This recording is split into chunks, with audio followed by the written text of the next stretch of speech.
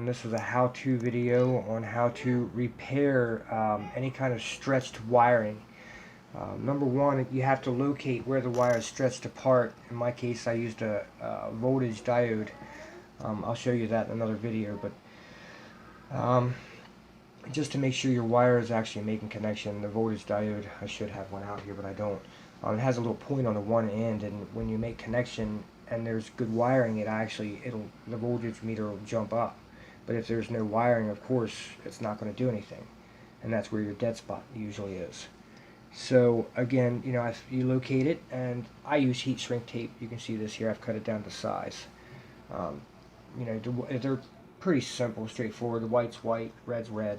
You always put the color coded back together the way they come apart. But always make sure you expose at least a ½ inch worth of wire, especially like in this case, you don't have a whole lot of wire to play with, so you don't want to expose too much. Even though it would be a better, it'd make it easier for you you'd have more ground to actually bite on. It would stretch the wire too much. You wouldn't have enough wire left over after. So you just see how I did that there. You just wrap the wire amongst itself. Make one wire, and then slide your little sleeve, your heat shrink tape, right over top of the area there. Of course, I'm going to wait to heat this up until I get them all done, so that I don't get heat where it's not needed. Again, black on black, a black wire. So I'm going to take my two ends here. Careful not to get the other ones involved. And you just like a bread twisting, you just kind of twist them together until you've got a nice coarse wire. And now, in my case, what I like to do is I like to fold that wire back onto itself so it's not a big bulge there. And then I'll slip my heat shrink tape back around that whole little wire thing there. Once I get it around, sometimes it can be a little tricky. And again, you don't want to pull too hard because these wires aren't very big inside, and just a little pull the wrong way can separate the actual wire inside the casing itself. As you can see here inside the red wire, I got a little too much heat right there, and it exposed the wire itself. Now, it's only one wire. There's no more that are exposed, so it can't ground out. So what I plan on doing is, after I get all these individual, I will take this massive one and go over the whole thing, so it's pretty much like a brand new wire. And you'll see that here in just a second.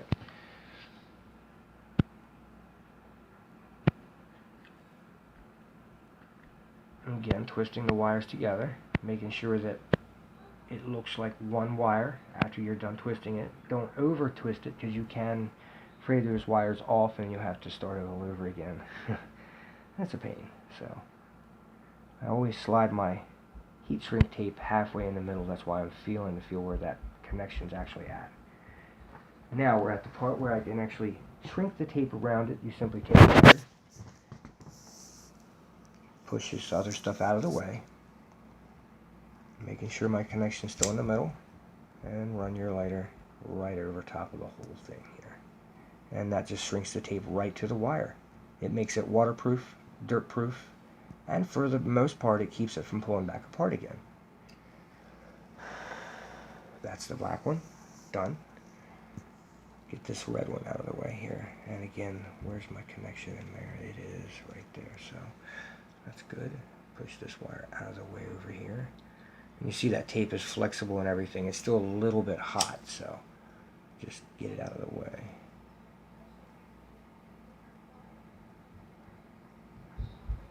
And you want to kind of try to go around the whole thing.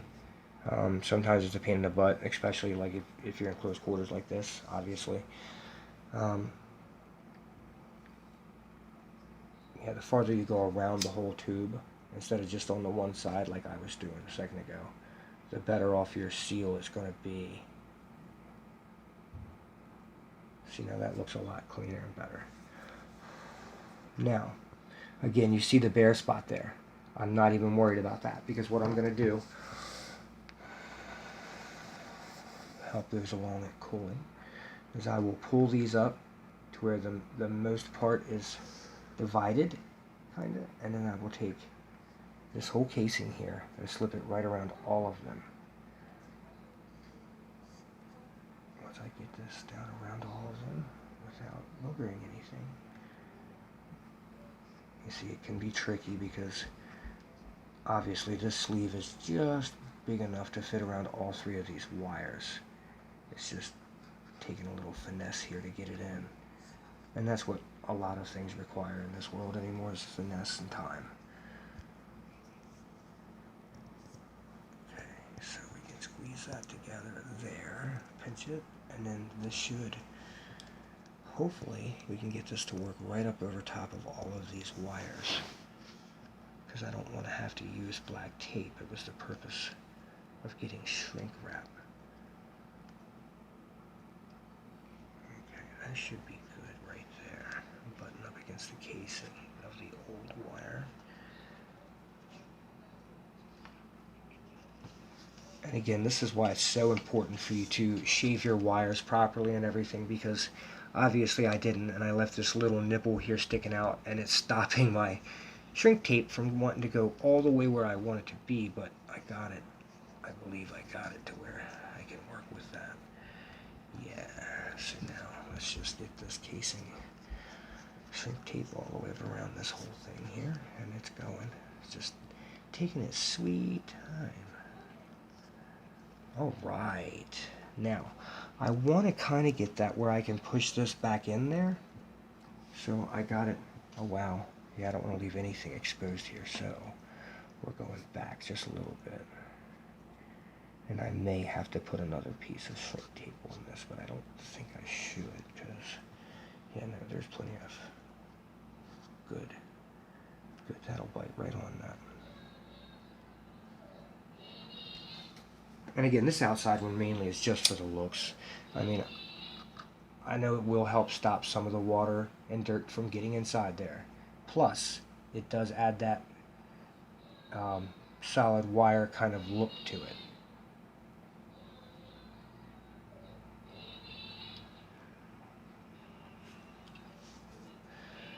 Now, for the outside of this, because again, it helps to go all the way around it. See how this hasn't shrink up on me at all? That's because that's where that little loom of wires is there. I'm trying not to melt my bike. It's aluminum. Alright, and that's how you fix a wiring issue.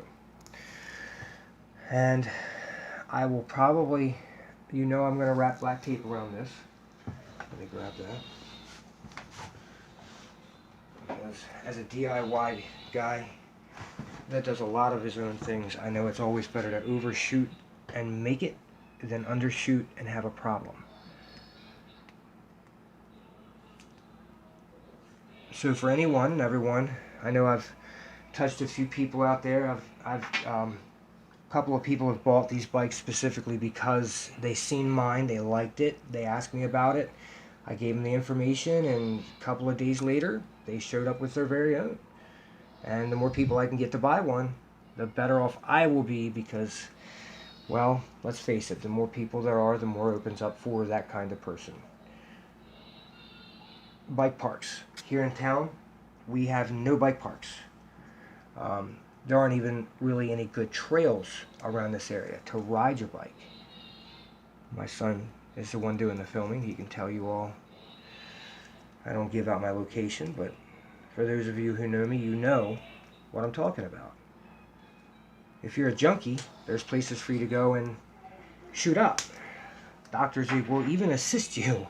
But if you're an entrepreneur and you're someone who pays his bills, you're honest, there's nothing for you out here. You have to make your own, or you have to have a group of people get together and see your commissioner or whomever you may have to speak with to get things changed. That's for another video. I've got a couple of friends of mine actually right now in the middle of, they're trying to get the park right up here. They're actually trying to get a couple of trails added around it so that it becomes a recreational park for everybody, not just for walkers or kids. Okay, so, alright, and again, you see, that's pretty much the end of my process here, except for a little bit more black tape. And I'll be posting a few more videos about this bike and a few other things that are related to the bike. Have a nice day.